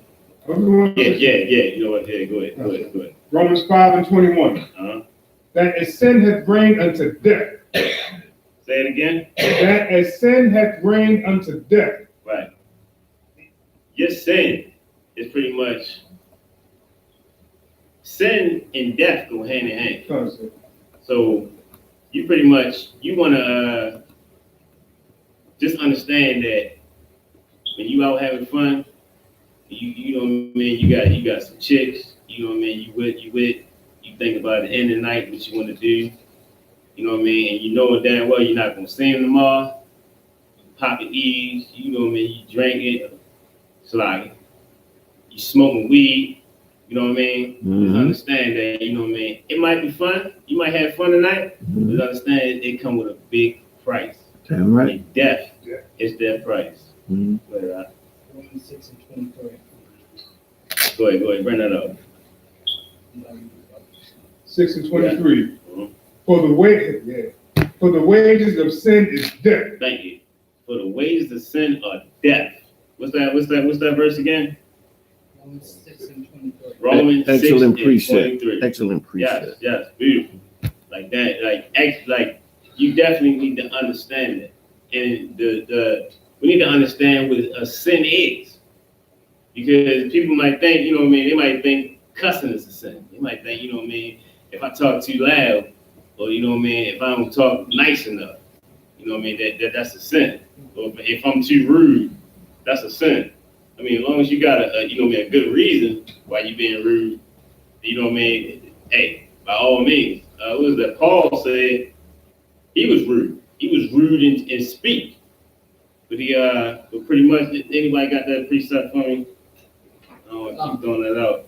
You know what I'm talking about? 2 Corinthians 11:6. You got time? Can you get that for me?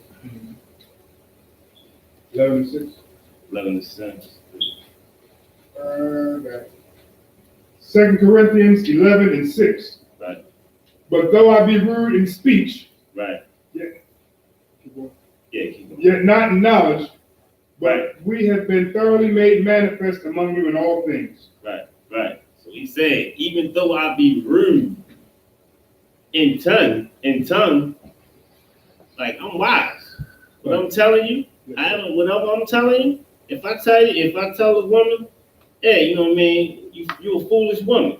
I say you a dog, you know what I mean? It's not. I'm wise. It might not be nice, but if that's what you are, if I tell a brother, you know what I mean, like you a knucklehead, you don't have no sense.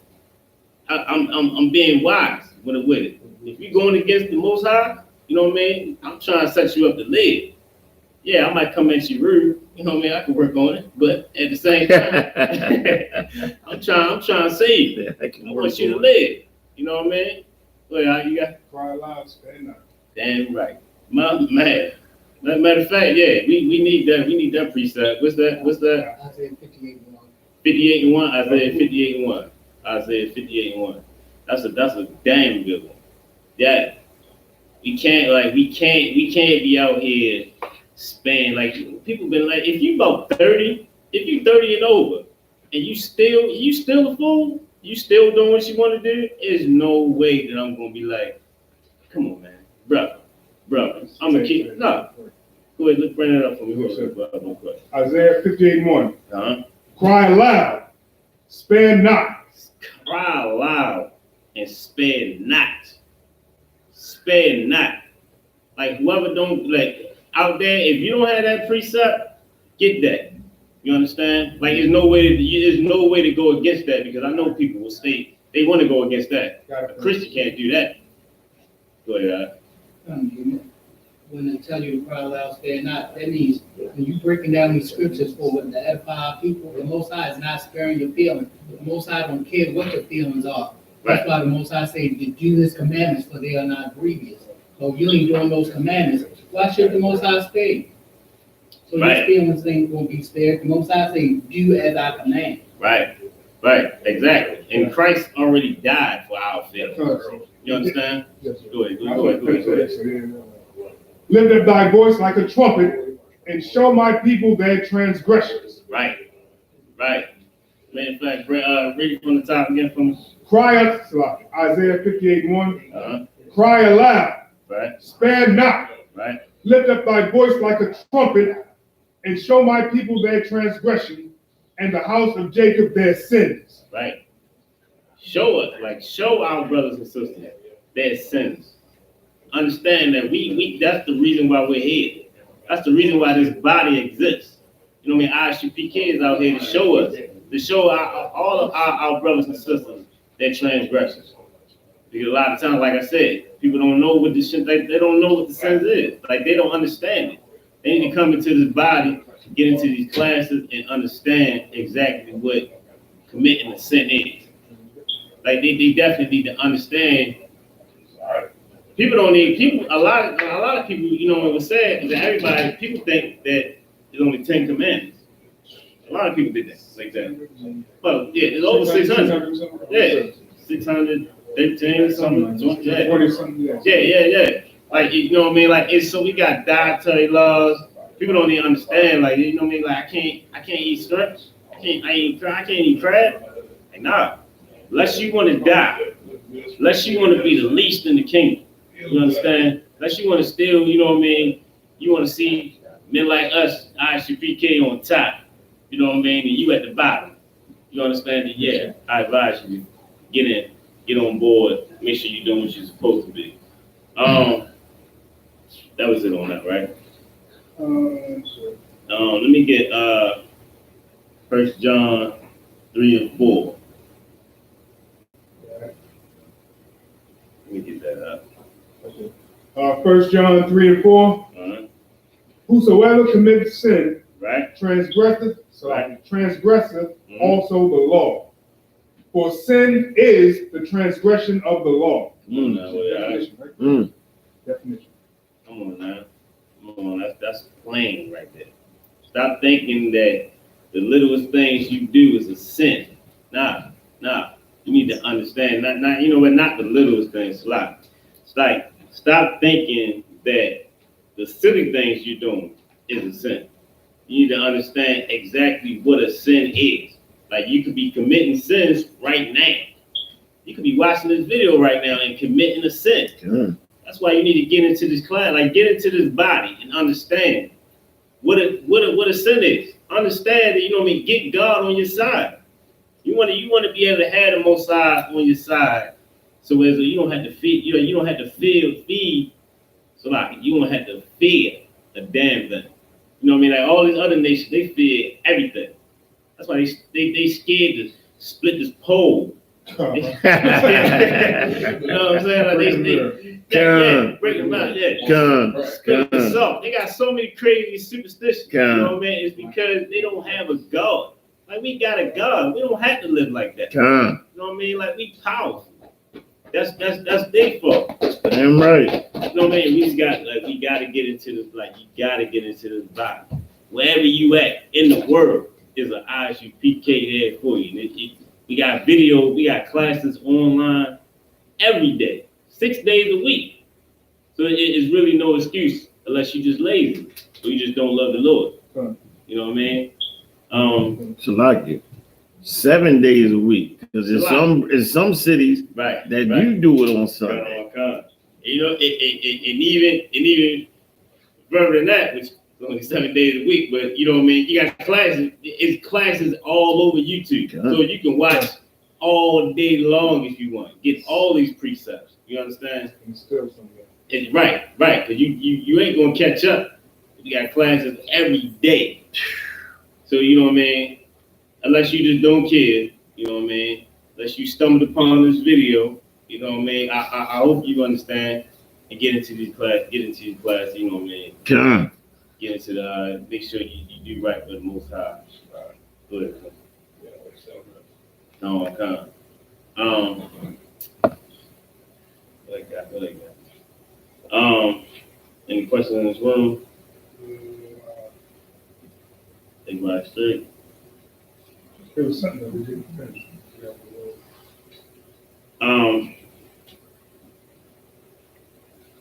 Let me see. It was a Romans, sir. In Romans, you had something? No, it was something that we was doing. I don't think we finished.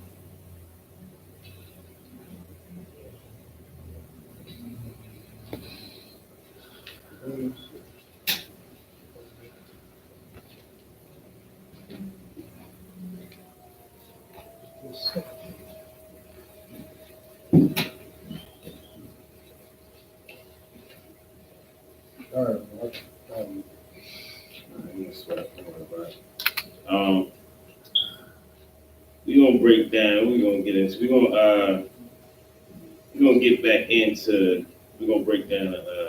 Matter of fact, what you can do is give me that scripture that speaks on the transgression to tell you what the actual sin is. We'll get into that a little more, so we can help just edify it a little bit more, so people can definitely understand. It is 1 John 3:4. Matter of fact, before you do that, you'll get one of the number one commandments, which is Sabbath. And a lot of people don't understand that. You got that, Father? You can bring it up for me. Where's that at? First mention of it is in Genesis. Just one of the scriptures or one of the laws that we definitely need to keep, which is definitely broken on a record. Like the Most High sanctified and made this day a special day because He did all His work in 6 days, and on the 7th day He rested. So just want you to know like exactly how important that is. So you just got to understand how the world works, how the days work. You know what I mean? So we just need to understand that because that's one of the sins that we commit all the time. We don't keep it holy. We don't keep it holy. You know what I mean? And one of the days, like, and even we got Israelite brothers that don't understand the exactly how to keep Sabbath. You know what I mean? We got brothers. I was definitely one of them brothers that thought, you know what I mean? I need to stay still on service, on the Sabbath. Yeah. Genesis 2:2-3. Go ahead, bring it up. That's all they want. No, come. Genesis 2:1. Uh-huh. Thus the heavens and the earth was finished, Right. and all the host of them. Right. And on the seventh day, God ended his work which he had made. Right. And he rested on the seventh day from all his work which he had made, and blessed the seventh day and sanctified it. Right. He blessed it. He blessed the seventh day and sanctified it. Go ahead. Go ahead, Tom. Because that in it which he had rested from all his work which Right. he created and made. Right. So matter of fact, that's what I'm telling you. You know what I mean? That's the day the Most High decided to rest. That's the day that He gave us the rest. You know what I mean? So like we shouldn't be doing work. We over here, you know what I mean? Of course, I know we over in slavery. You know what I mean? Because our disobedience. But you know what I mean? So some brothers, you know what I mean? Unfortunately, some brothers and sisters gotta work. But if you can try to be off, please get off. You want to come, you know what I mean, worship with your brothers and sisters, we definitely here. You know what I mean? You come worship with us, please do. You know what I mean? We got it's a glorious, beautiful thing. You know what I mean? Especially, you know what I mean, being around all you brothers, being around all this love. You know, to understand. I know, you know what I mean, a lot of people say it on the videos, you might feel like, you know what I mean, that's a hate group. Yeah, we hate the white man. We hate any other nation out here. You know what I mean? Definitely understand that we love ours. You know what I mean? We love Israel. You understand? That's what that's definitely is. We don't hate them because of the color of their skin, because of what they have done to us. Damn right. Definitely, that's definitely important. Appreciate you, sir, on that. We definitely need to understand that. We hate what has been done to our people. You know what I mean? And any wise man, what the scripture say, a wise man, come on. A wise man, you know what I mean, it hates oppression. I'm a Ecclesiastes 7:7. my man. Ecclesiastes 7:7. If you can bring it out real quick. You had a question. Somebody had a question? Wow. You had something? No, I was just saying, that can be not the a last question, one. not a question, but God hated him too, so we hate him. He looked at him and stood. Come on. You got that? What was it?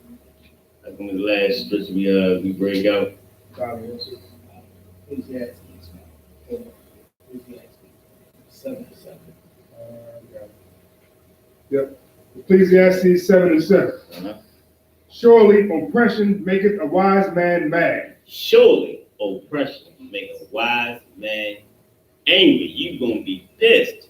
You know what I mean? If you got any sense, you know what I mean, you should understand. If you got any wisdom, you know what I mean, understanding the scriptures.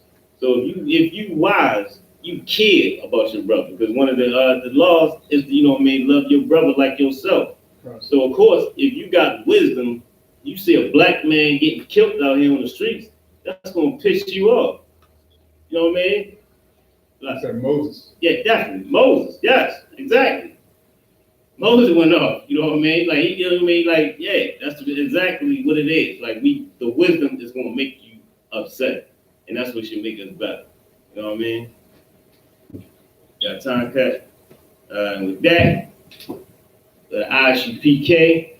started out of 1 West, Harlem, New York, under the command of GEN.YAHANNA. We're here 7 days a week. Please come up to the school. It's 3428. 3428, Slot, Eastern Avenue. Please come to the school. You know what I mean? Come get warm, get you something to drink, get you some food. You know what I mean? Come be around some love. With that, I hand the class over to Priest Barda for the security announcements. These are the security announcements.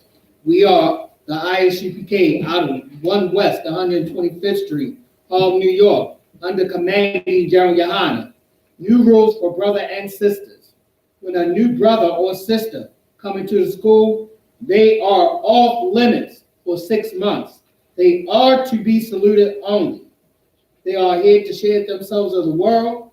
After 6 months, if a brother or sister has an interest in a particular person, he or she must get permission from the head to speak to a brother or sister. There is another 6 months in which the brother or sister will court each other. After this 6-month period, the brother or sister will get permission from the head to marry. Tithes, which is a commandment. You can find this in Numbers 18:21 and Malachi 3:8-10. Means tenth in the Hebrew and is pronounced ma'asher. 10% of every penny of any increase the Lord gives you. Give to the Treasury Department or teacher. Priest fund, free will offering for priests, not mandatory. Whatsoever amount you would like to give. Up Holy Convocations, which is the Passover on April the 20th in Jamaica, Queens, New York, at the, I forgot the hotel. The banquet. I forgot myself. Select it. Don't sweat. Just move on. It's one. No sweat. Remind Akim and Aquathing to check on social media such as I.S.U.P.K.com, Facebook, Twitter, YouTube, and so on for I.S.U.P.K. events and materials. If a brother wants to be a trooper in the school, then he is to start wearing all black, which includes black boots, shirt, pants, hairband, or scarf. And that's the announcements. Let's get one courtesy salute for the teacher. Men of Israel, Imagium Shabbat. Imagium Brok.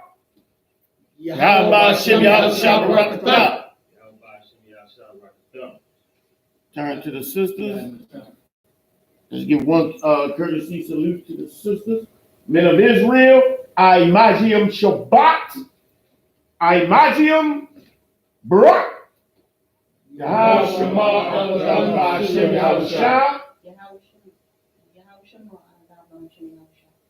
Yajimata, dismissed.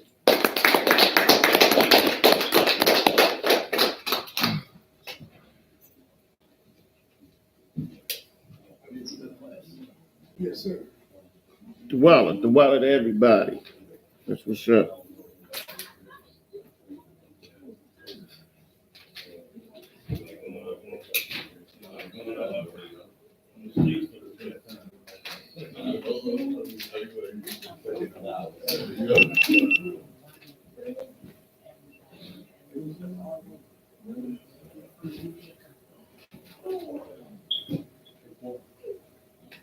Mm-hmm. Damn right. Help yourself, man. You ain't got to ask. Help yourself, man. Help yourself. Get whatever you got in there. I think it's some beer in there. Get yourself a Boilermaker. Do what you gotta do, nigga. You know what I'm saying? That's how we rolling here. Do what you gotta do, nigga. A baller. Rock it out how you gotta rock it out, nigga.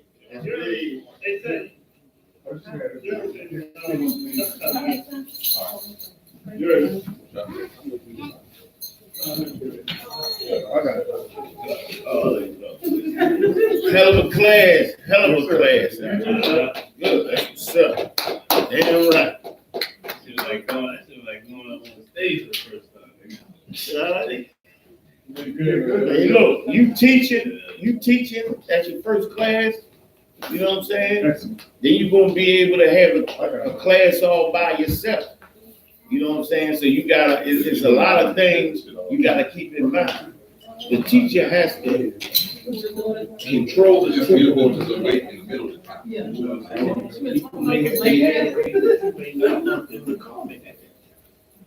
You know what I'm saying? You gotta get some things that you gotta learn how to run that class. You have operational control. You have control, and you have to keep control. Don't let niggas get out of control, saying what they want to say, doing what they want to do. You gotta keep control of that. I'm looking at all before I give you a class. Why do you think I'm training you? Why do you think to take my class? Not that I don't like teaching, but I need you to take my class so I can move on. I might have a class on Sunday.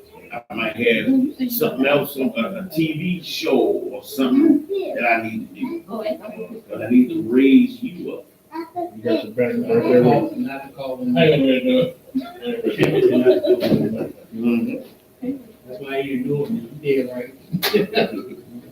Right, you can't comment on every scripture. Anytime something come out, my man be like, That's why I was doing like this when they was talking. I was like, I don't think you're gonna do it. Come up. Ain't doing it. Come up. But you know what's crazy? The five of the father, shut up. Yeah, you stop. You be on it. Boy, I be trying to find pages of the book. Boy, you Maybe he get to it faster than I get to it on my phone. Yo, All I gotta do is press the button. I be like, I'm glad, I got it. Table context to find out what page it is, because I got to scroll back. Goes down first. So, I found the table context. I got it, sir. Right. Sometimes I be like, yeah. Sometimes I be like, I gotta do is press the button. Yeah, I know he ain't get it. Yeah. He called out when he was old,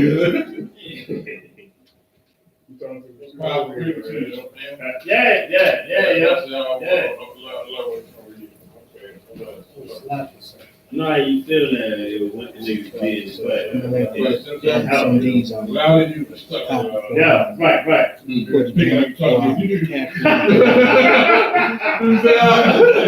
a file.